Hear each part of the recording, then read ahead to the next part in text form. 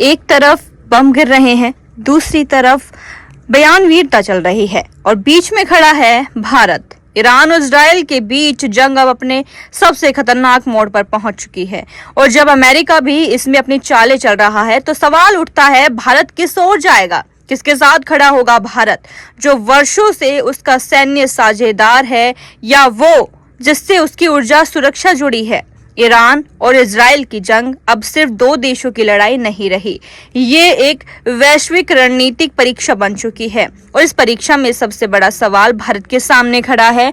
भारत, जो ऐतिहासिक रूप से गुटनिरपेक्ष, रणनीतिक रूप से स्वतंत्र और संतुलित विदेश नीति का पक्ष धर रहा है, अब दबाव में है। भारत के लिए ईरान और इजराइल दोनों महत्वपूर्ण हैं। एक और है इजराइल, भारत का भरोसेमंद रक्षा साझेदार। बराक मिसाइल से लेकर हारोप ड्रोन तक, खुफिया जानकारी से लेकर साइबर सुरक्षा तक, भारत की सैन्य ताकत में इजरायली की गहराई से हिस्सेदारी है। 1971 कारगिल और अब 2025 के ऑपरेशन सिंदूर में इजराइल की तकनीकी मदद ने भारत की क्षमता को कई गुना बढ़ाया।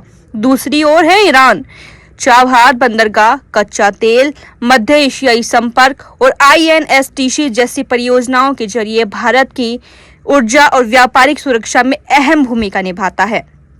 इतिहास, संस्कृति और भौगोलिक रणनीति, ये सब भारत ईरान रिश्ते को मजबूत बनाते हैं।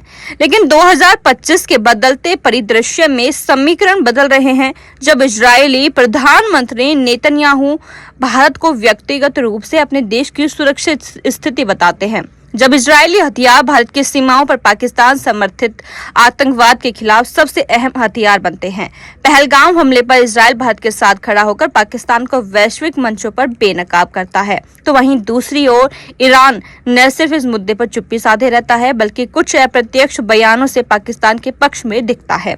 कश्मीर मुद्दे पर ईरान का रुख भारत के लिए कभी सहज नहीं रहा। कई बार इस विवादित क्षेत्र कहने के उसके बयान भारत की संप्रभुता को ठेस पहुंचाते हैं और जब ईरानी अधिकारियों का यह बयान सामने आता है कि अगर इजराइल ने परमाणु हमला किया तो पाकिस्तान उसकी ओर से जवाब देगा, तो स्थिति और भी संवेदनशील हो जाती है। यह बयान सिर्फ रणनीतिक नहीं, भारत के लिए एक सीधा संदेश है कि अब तटस्थ रहना आसान नहीं रहेगा। भारत के सामने आज दो रास्ते हैं, या तो वो अपनी ऐतिहासिक नीति को बनाए रखे या फिर बदलते वैश्विक समीकरणों में रणनीतिक पक्षधरता दिखाए। एक तरफ उसकी सुरक्षा और तकनीक है, दूसरी ओर ऊर्जा और भू राजनीतिक।